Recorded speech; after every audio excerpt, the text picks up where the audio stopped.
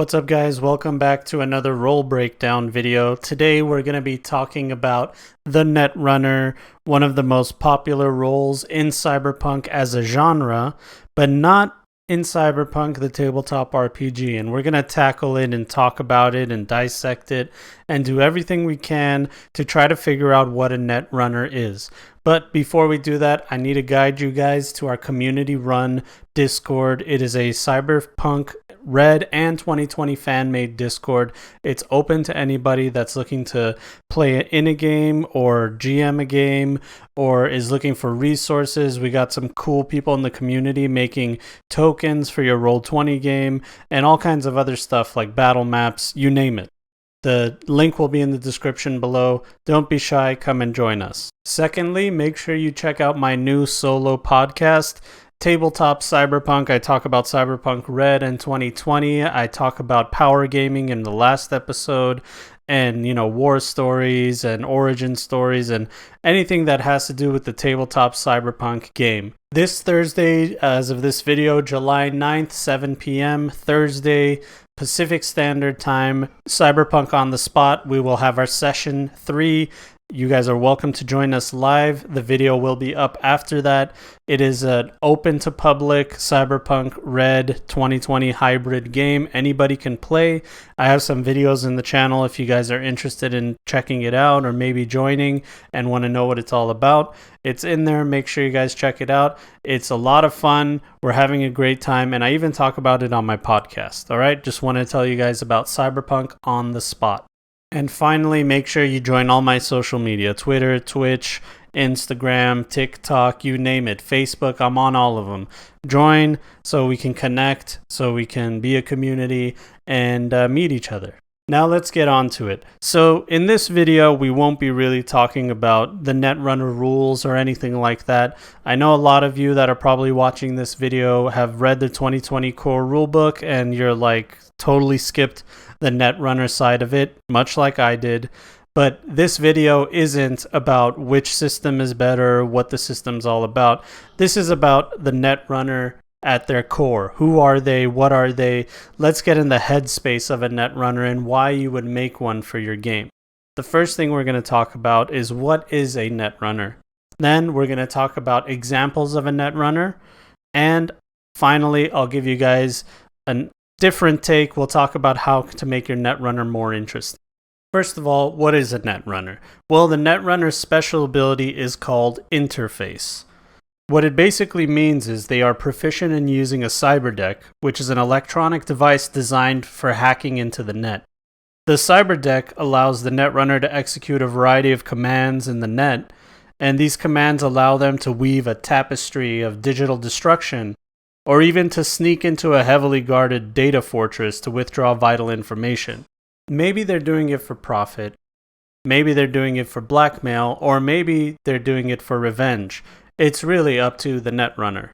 The Netrunner is just like any other edge runner in the Cyberpunk universe, except this edge runner is a normal person when you see them out and about, but they could be a god within another dimension, and that dimension is called the net. A Netrunner's greatest strength is everybody else's ignorance.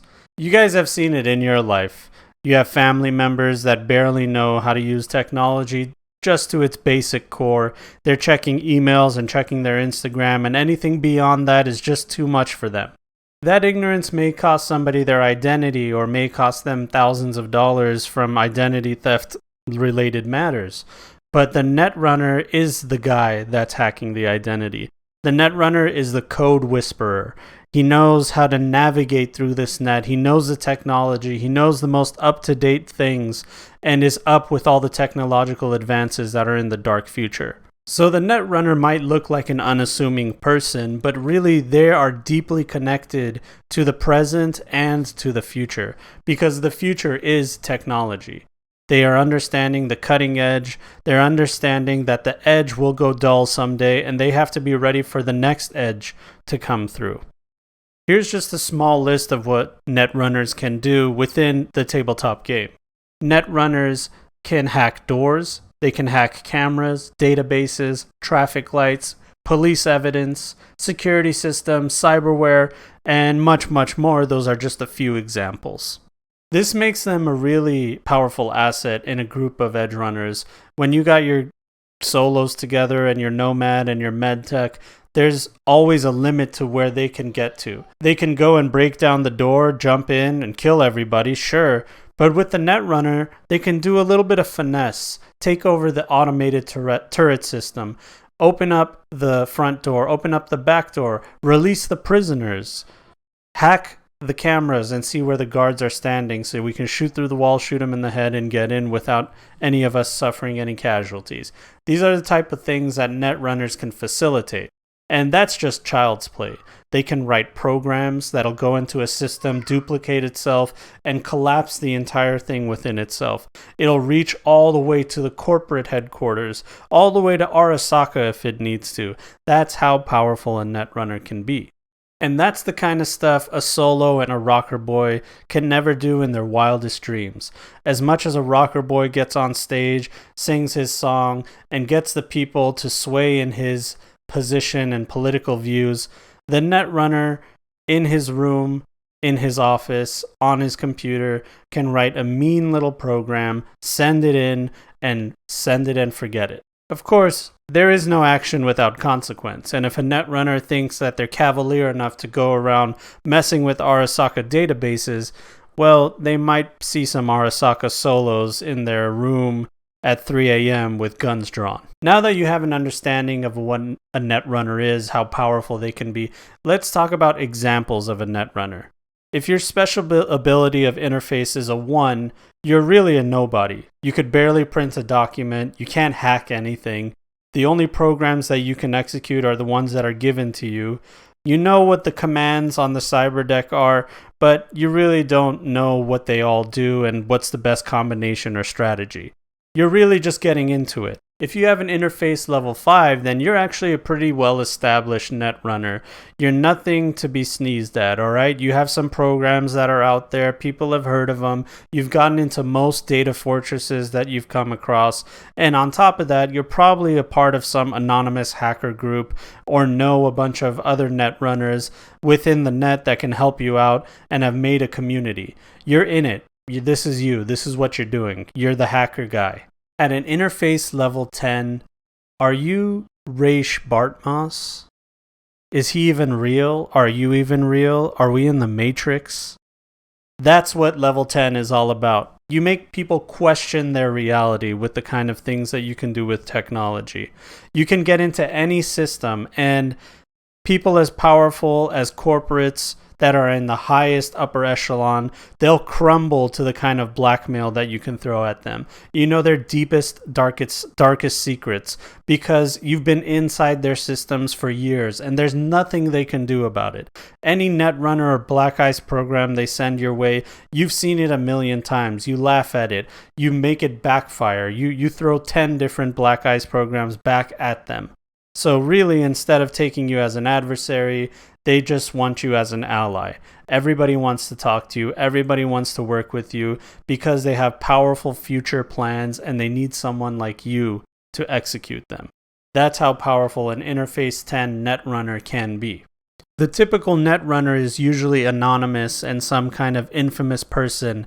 They have a handle within the net that everybody knows of, and they might be the type of person that has a Black Ice program waiting to get any vulnerable person in the net just to take advantage of it. They might be sadistic, they might be helpful, they might be anything in between. Really, a Netrunner, you can't spot them in a crowd or anything like that. This is a person living a double life. This is a person who's living a secret life where in the net they're more comfortable. They're more comfortable around their peers where they're respected. Other Netrunners look at them with respect and you have a name within the net. This is what's important about being a Netrunner, and that's an example of one. It's not just some guy behind a computer.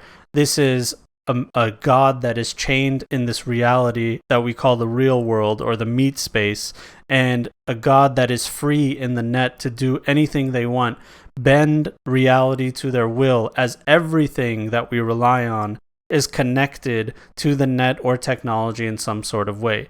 You could even hack cyberware.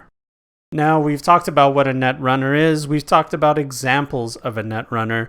Now, let's talk about how we can make a more interesting one, something that's a little bit outside the box. My first example is a corporate netrunner. You're a netrunner that has a salary. You work for a corporation. They have an IT department. You're in their IT department and you're taking care of their assets. You're making sure that Johnny Mnemonic is not hacking into their systems and taking out their deepest, darkest secrets.